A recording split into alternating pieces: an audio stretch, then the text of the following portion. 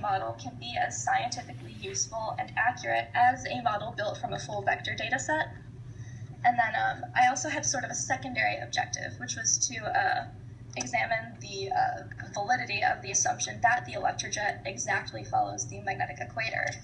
So the two studies I have listed there actually have contradictory conclusions. The first study came to the conclusion that the electrojet deviates systematically from the equator over the Atlantic Ocean, whereas the second study there did not find any sort of systematic deviation. So there isn't really any sort of scientific consensus on that. So there were sort of two steps to this project, and the first step was to come up with an algorithm that would identify those orbit peaks in the magnetic data and return the time and position of those peak measurements.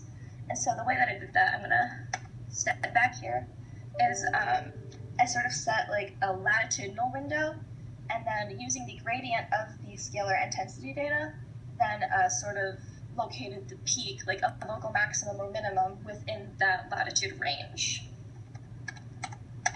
And the second part of that was to then invert the scalar magnetic data from the swarm satellite constellation along with the electrojet positions in order to retrieve the forward model coefficients, which are just those